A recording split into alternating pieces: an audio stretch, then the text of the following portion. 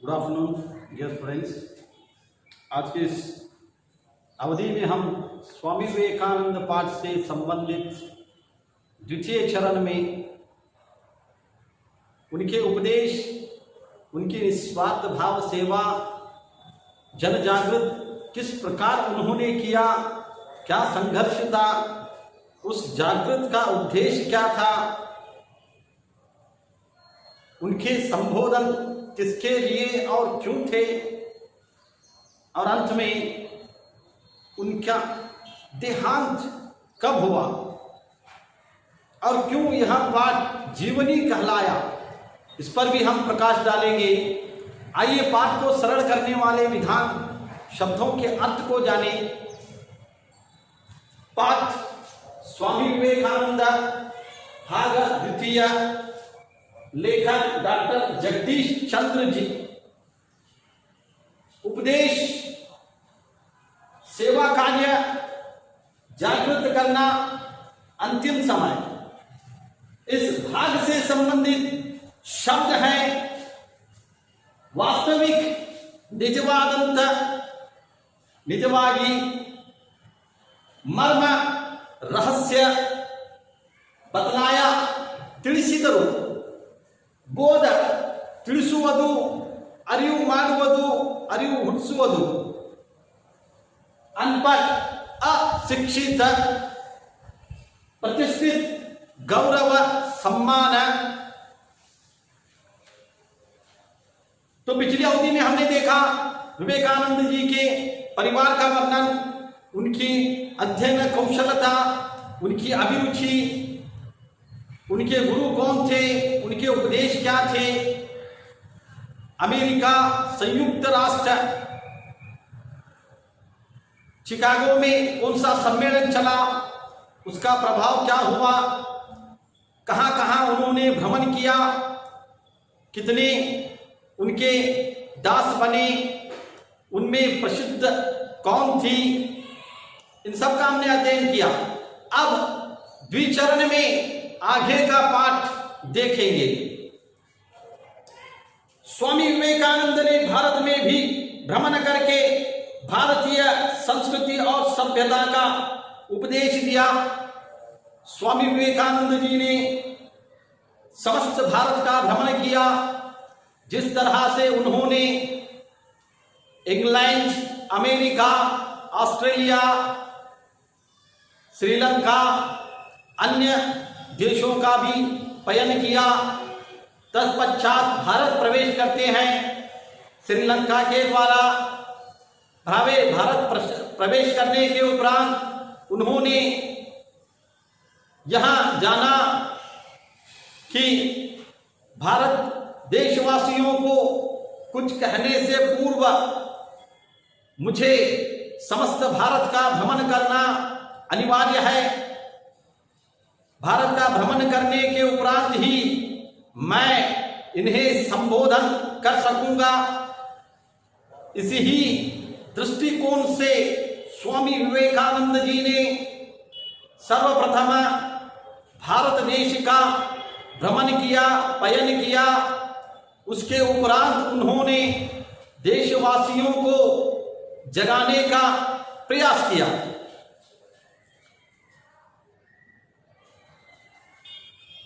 भारतीय संस्कृति और सभ्यता का सदुपदेश दिया। लोगों को अपने भाषण के द्वारा भारतवासियों की संस्कृति, भारतवासियों की सभ्यता का आभास कराया। स्वामी विवेकानंद जी को पता था संस्कृति सभ्यता का दर्पण है, संस्कृति सभ्यता का दर्पण है, सभ्यता ही मूलाक्षर विद्या का परिचय है। इसीलिए उन्होंने सर्वप्रथम लोगों के भीतर संस्कृति और सभ्यता का आगाज कराने का, इससे प्रति सतर्क कराने का प्रयास किया। उन्होंने अंधविश्वासियों तथा रूढ़ियों को हटाकर धर्म का वास्तविक मर्म समझाया। स्वामी विवेकानंद जी ने देखा देश में अंधविश्वास कोहराम मचा रहा है। समस्त देशದ ಜನರ ಜೀವನದಲ್ಲಿ ಮೂಢನಂಬಿಕೆ ಮನೆ ಮಾಡಿದೆ. ಆ ಮನೆ ಕತ್ತಲದ ಮನೆ ಅನ್ನುವುದು ಸ್ವಾಮಿ ವಿವೇಕಾನಂದ ಅವರಿಗೆ ತಿಳಿದಿತ್ತು. ಇದೇ ದೃಷ್ಟಿಕೋನದಿಂದ विवेकानंद ಅವರು लोगों को उन्होंने बताया अंधविश्वास अर्थात अंध कुरुड कत्तल अंधेरा दृष्टिहीन विश्वास नंबिके फैक्टफुल नंबिके विश्वास करना। अगर हम किसी दृष्टिहीन व्यक्ति की बात पर विश्वास करेंगे तो वह मूर्खता कहलाएगी, क्योंकि वह व्यक्ति दृष्टिहीन है। हमें क्या दृश्य बताएगा? जो व्यक्ति दृश्य लभ्य है, जिस व्यक्ति को नेत्र स्पष्ट रूप से प्रदान हुए हैं, वह व्यक्ति स्पष्टता से पुष्टिकरण कर पाएगा। जिसके नेत्र नहीं वह कुछ नहीं बताएगा। इसीलिए स्वामी विवेकानंद जी ने कहा अंधविश्वास मूर्खता के लक्षण हैं। जैसे कि हम कहीं पयन कर रहे हैं, मध्य मार्ग में बिल्ली आ जाए तो हम रुक जाते हैं। प्राचीन काल में था यहाँ, अगर कहीं राजा या रानी या कोई आम नागरिक कहीं टहल रहे हैं, उनके मध्य रात्रि मध्य मार्ग में बिल्ली निकल जाए तो वह व्यक्ति वहीं खड़ा रहता है। जब तक कोई अनजाना व्यक्ति उस रेखा को पार ना करे तब तक वह व्यक्ति उनकी प्रतीक्षा में वहीं उपस्थित रहता था। यह अंधविश्वास है। सत्य क्या था? बिल्ली एक प्राणी है, उसे स्वतंत्रता है जीने का, वो कभी भी कहीं भी चली जाती है। बिल्ली रास्ता काट गई, यह एक अंधविश्वास था। अगर उस रास्ते को हम पार करेंगे हमें कुछ नहीं नुकसान होगा।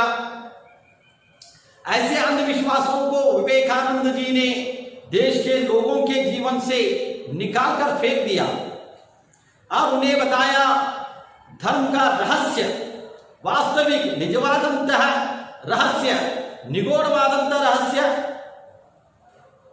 धर्म क्या है? शांति का संकेत है। धर्म क्या है?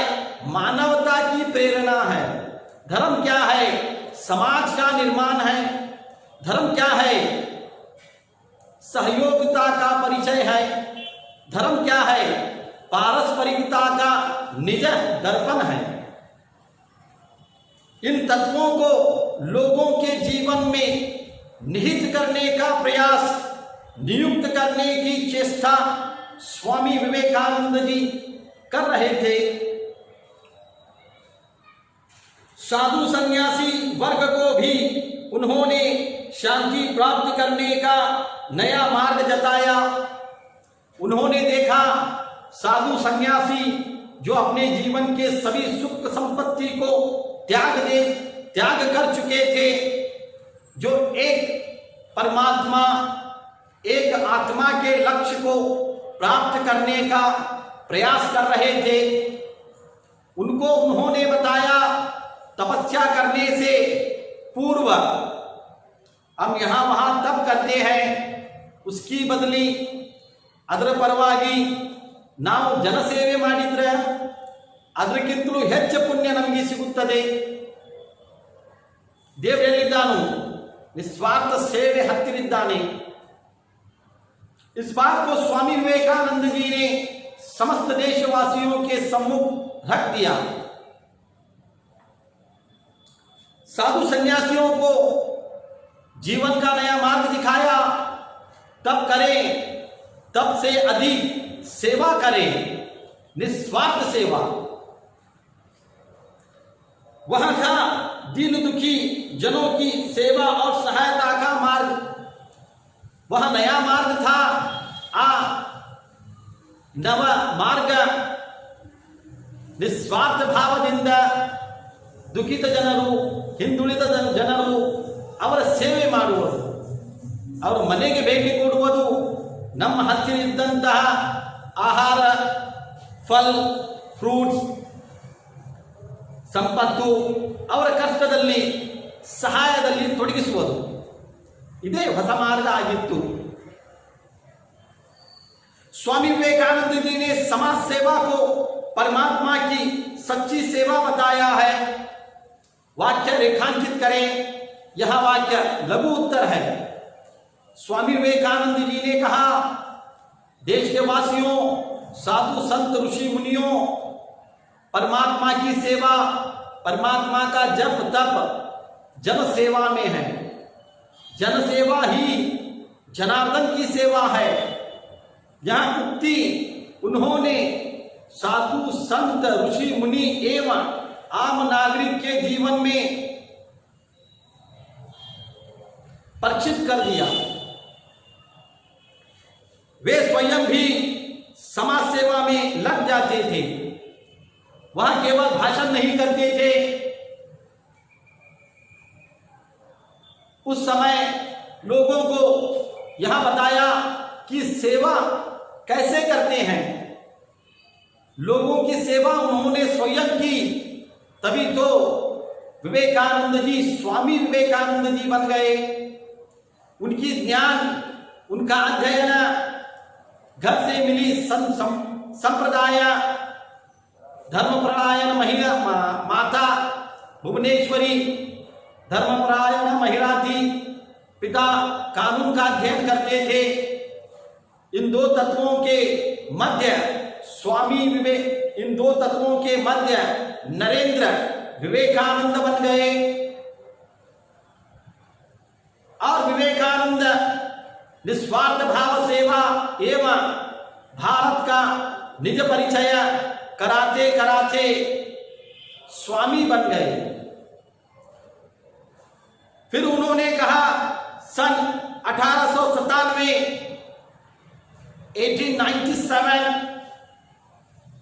में प्लेग और अकाल से पीड़ित भारतवासियों की उन्होंने बड़ी तन्मयता से सेवा की थी। तन्मयता, हृदयದಿಂದ, ಮನಸ್ಸಿನಿಂದ, ಸ್ವಚ್ಛ ಹೃದಯದಿಂದ। ಪ್ಲೇಗ್, ಚೂಹಾ ಮರನೆ से, ಇಲಿ ಸಾಯುವುದರಿಂದ ಯಾವ ರೋಗ ಬರುತ್ತದೆ ಅದಕ್ಕೆ ಪ್ಲೇಗ್ ಅಂತಾರೆ। ಅಕಾಲ್ ಅಂದರೆ ಬರಗಾಲ, ಮಳೆ ಸಮಯ ಅನುಸಾರ ಆಗದೇ ಇದ್ದರೆ, ನಿಯಮಾನುಸಾರ ಆಗದೇ ಇದ್ದರೆ ಅದಕ್ಕೆ ಬರಗಾಲ ಅಂತಾರೆ। ಅಂತಹ ಬರಗಾಲದಲ್ಲಿ, ಅಂತಹ ಪ್ಲೇಗ್ ರೋಗದಲ್ಲಿ ಸ್ವಾಮಿ ವಿವೇಕಾನಂದ ಅವರು ಸಮಾಜದ ಜನರ ಜೊತೆ ಈ ಸೇವಾ ಕಾರ್ಯದಲ್ಲಿ ತೊಡಗುತ್ತಾರೆ। ಸೇವೆ ಹೇಗೆ ಸಲ್ಲಿಸಬೇಕು, ಜನರ ಹತ್ತಿರ ಹೇಗೆ ಹೋಗಬೇಕು, ಅವರಿಗೆ ನಿರ್ಭಯ ಹೇಗೆ ಮಾಡಬೇಕು ಅನ್ನೋದು ತೋರಿಸ್ಕೊಡ್ತಾರೆ। ಈಸ್ ಮಾಡೆಲ್ ಆಫ್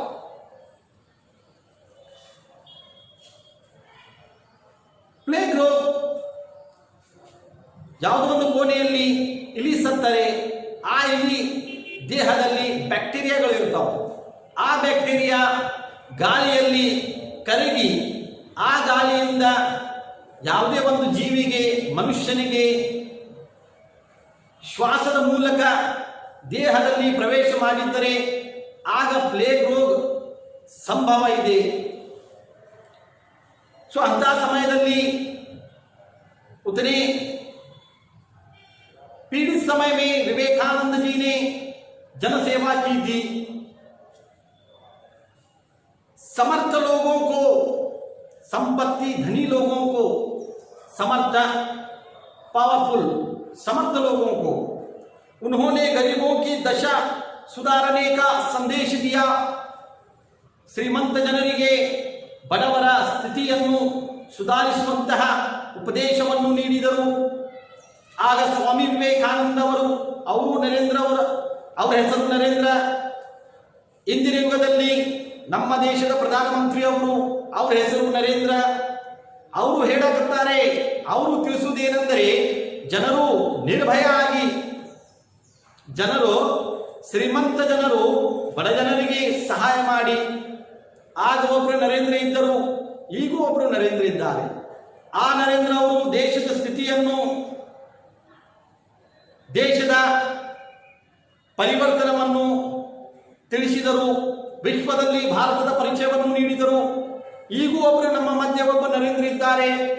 ಅವರು ಸಹ ದೇಶದ ಸ್ಥಿತಿಯನ್ನು ಪರಿವರ್ತನೆ ಮಾಡಲು, ದೇಶದ ಪ್ರಗತಿಯನ್ನು ಸಮಸ್ತ ವಿಶ್ವದಲ್ಲಿ ಸಾರಲು ಪ್ರಯತ್ನ ಮಾಡ್ತಾ इधर नरेंद्र जी उस वक्त भी थे, नरेंद्र जी इस वक्त भी हैं. वो भी प्रगति प्राप्त जीवन दर्शा रहे थे, यह भी प्रगति प्राप्त जीवन दर्शा रहे हैं. उस वक्त भी पीड़ा थी, इस वक्त भी पीड़ा है. उस वक्त भी निर्भय शब्द था, आज भी निर्भय शब्द है. सो इन तत्वों को जानकर हमें आगे बढ़ना चाहिए. इसी दिशा में उन्होंने कलकत्ते में रामकृष्ण मिशन की स्थापना की. यह वाक्य वस्तुनिष्ठ वाक्य है. स्वामी विवेकानंद जी ने कलकत्ते में रामकृष्ण मिशन की स्थापना की. इसका उद्देश्य था वहां संन्यास प्राप्त करने वाले हर एक युवक युवती समस्त भारत देश ही नहीं सारे विश्व में भी सेवा का भाव प्रसार करें. स्वामी जी ने आज्ञा अशिक्षा, विदेशी अनुकरण, दास्य मनोभाव आदि के बुरे प्रभावों का बोध कराया. स्वामी विवेकानंद जी ने लोगों में अज्ञान, अशिक्षा, विदेशी अनुकरण, दास्य मनोभाव के बुरे प्रभाव को आभास कराया. बोध कराना, आभास कराना, अरिವು ಮೂಡಿಸುವುದು, ಜನ ಜಾಗೃತಗೊಳಿಸುವುದು. ಜನರಲ್ಲಿ ಅಜ್ಞಾನ ಇತ್ತಂದ್ರೆ ಆ ಅಜ್ಞಾನ ಆ ಶಿಕ್ಷಣದಿಂದ ಬಂದಿರುತ್ತದೆ. ಅನುಕರಣೆ, ವಿದೇಶಿ ಅನುಕರಣೆ ಮಾಡುವುದರಿಂದ ಸ್ವದೇಶಿ ಎಷ್ಟು ಹಿಂದುಳಿತೈತಿ. ಹಾಗೂ ಒಬ್ಬರ ನರೇಂದ್ರ ಅವರು ಹೇಳಿದರು, ಈಗೂ ಒಬ್ಬರ ನರೇಂದ್ರ ಅವರು ಹೇಳಾಕತ್ತಾರೆ. विवेकानंद जी ने उस वक्त कहा था, आज नरेंद्र जी भी कह रहे हैं, जो हमारे प्रधानमंत्री जी हैं. दास्य मनोभाव, दास्य शब्द का तात्पर्य है निस्वार्थ सेवा करना. किसी चीज की, किसी वस्तु की, किसी उपलब्धि की अपेक्षा हीन सेवा, अपेक्षा न करके सेवा करना ही दास्य है. तो उस वक्त लोग दास्य मनोभाव का अर्थ ही परिवर्तन कर दिया था. तो लोगों को समझाया दास क्या है, सेवा क्या है, शिक्षा क्या है, ज्ञान क्या है, कितनी आवश्यकता है हमें उसकी. उन्होंने उस वक्त बताया, तब लोग परिवर्तन हो गए. उन्होंने अपने भाषण के द्वारा जनता के मन से हीनता की भावना को दूर भगाने का प्रामाणिक प्रयत्न किया. प्रामाणिक उदाहरण देने वाला प्रयास, प्रूफ.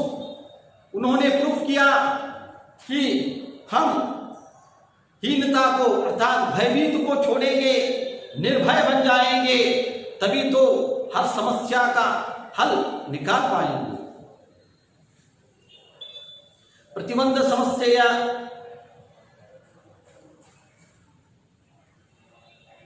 उत्तर ನಿವಾರಣೆ ನಮ್ಮ ಆತ್ಮ ನಿರ್ಭಯದಲ್ಲಿದೆ, ನಮ್ಮ ಧೈರ್ಯದಲ್ಲಿದೆ ಎಂಬ ಮಾತನ್ನು ಸ್ವಾಮಿ ವಿವೇಕಾನಂದ ಅವರು ಪರಿಣಾಮ ಸ್ವರೂಪ ವ್ಯಕ್ತಪಡಿಸಿದರು। अपने एक भाषण में उन्होंने कहा था, प्यारे देशवासियों, वीर बनो और ललकार कर कहो कि मैं ಭಾರತೀಯ हूं। ತಮ್ಮ ಒಂದು ಭಾಷಣದಲ್ಲಿ ಅವರು ಹೇಳ್ತಾರೆ, भारतवासियों, वीर बनो, शूर बनो, आत्मविश्वासी बनो और धैर्य से कहो कि मैं भारतीय हूं। मेरी भूमि, मेरा वास भारत है। इस वाक्य में एक चिन्ह का प्रयोग हुआ है। उस चिन्ह को विस्मयादि बोधक चिन्ह कहते हैं। जिस वाक्य में इसका प्रयोग होता है वह वाक्य विस्मयादि बोधक वाक्य बन जाती है, जिसमें शोक, हास्य, विषाद और भावनाओं का वर्णन मिलता है। अनपढ़ भारतीय, निर्धन भारतीय, ऊंची जाति का भारतीय, नीची जाति का भारतीय, सब मेरे भाई हैं। उनकी प्रतिष्ठा मेरी प्रतिष्ठा है, उनका गौरव मेरा गौरव है। स्वामी विवेकानंद जी ने अपने भाषण में कहा, भारतवासियों, आत्मविश्वासी बनो, निर्भय बनो, धैर्यवान बनो, शक्तिशाली बनो, क्योंकि आपका सम्मान मेरा सम्मान है।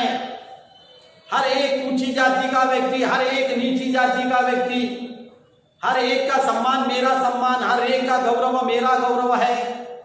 हम सब एक हैं, यहाँ पर कोई ऊंचा नीचा नहीं है, हम सभी समान हैं। यहाँ तत्व भाव उनके इस भाषण में निखर रहा था।